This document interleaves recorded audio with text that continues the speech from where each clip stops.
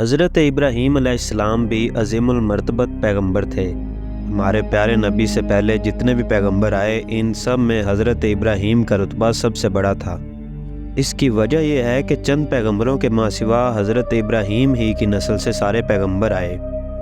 ہمارے نبی بھی انہی کی نسل سے ہیں۔ حضرت عیسیٰ علیہ السلام اور حضرت موسیٰ علیہ السلام کا تعلق بھی انہی سے تھا۔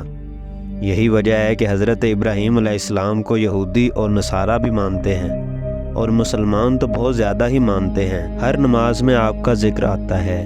اللہ تعالیٰ خود فرماتا ہے، اس کتاب میں ابراہیم علیہ السلام کا ذکر کیجئے، وہ راستی والے پیغمبر تھے، یعنی سچے اور راہ راست پر تھے۔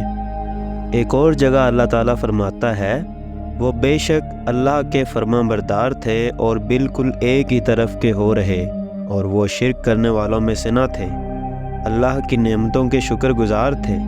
اللہ نے ان کو چن لیا تھا اور سیدھے راستے پر ڈال دیا تھا۔ ہم نے ان کو دنیا میں بھی خوبیاں دی تھیں اور آخرت میں بھی۔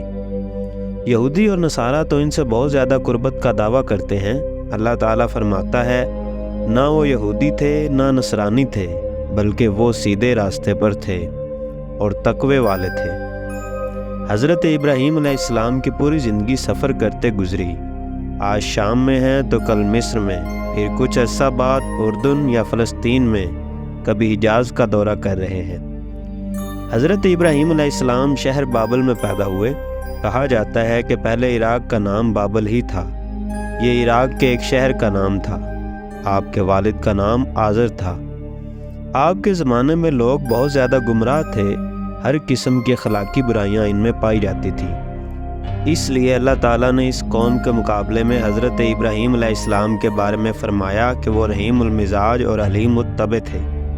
رحیم المزاج کا مطلب یہ ہے کہ آپ بہت رحم والے تھے اور رحم دل تھے، لیکن آپ کی قوم رحم دل نہ تھی، بلکہ سنگ دل اور ظالم تھی۔ حلیم الطبع کا مطلب یہ ہے کہ آپ بردبار اور صبر کرنے والے، برداشت کرنے والے اور حوصلہ رکھنے والے تھے، لیکن آپ کی قوم ان صفات سے بالکل محروم تھی۔ اللہ تعالیٰ فرماتا ہے، تمہارے لیے ابراہیم علیہ السلام نمونہ ہیں، اس لیے تمہارے اندر بھی یہی صفات ہونی چاہیے، برداشت کرنے والے، صبر کرنے والے اور حوصلہ رکھنے والے۔ اور ایک اور جگہ اللہ تعالیٰ فرماتا ہے، سب سے بہتر دین دین ابراہیم ہے۔ دین ابراہیم میں تقوی اور سچائی کی دعا کی گئی ہے۔ کہتے ہیں کہ حضرت ابراہیم علیہ السلام اور حضرت لوط علیہ السلام کا زمانہ ایک ہی تھا، بلکہ لوط علیہ السلام اور حضرت ابراہیم علیہ السلام دور کے رشتہ کے بھائی تھے۔ حضرت ابراہیم علیہ السلام کو بت پرستی سے بھی بہت زیادہ نفرت تھی۔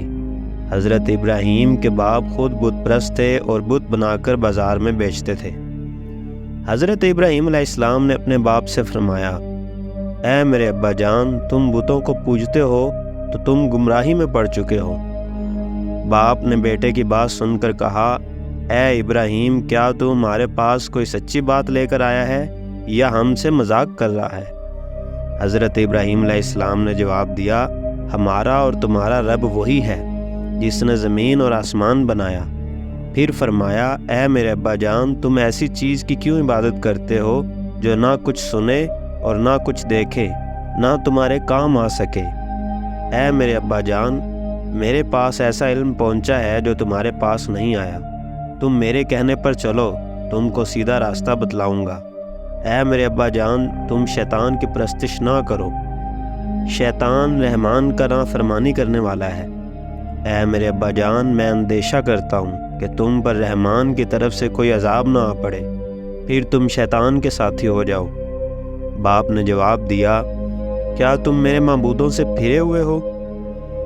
باپ نے پھر کہا، ابراہیم، اگر تم باز نہ آئے تو میں تم کو پتھروں سے سنسار کر دوں گا، تم ہمیشہ ہمیشہ کے لیے مجھ سے کنارہ کر جاؤ۔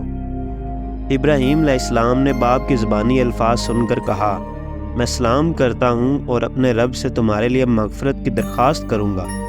بے شک اللہ مجھ پر مہربان ہے، اب میں جا رہا ہوں، اپنے رب کی عبادت کروں گا، اپنے رب کی عبادت سے محروم نہ رہوں گا۔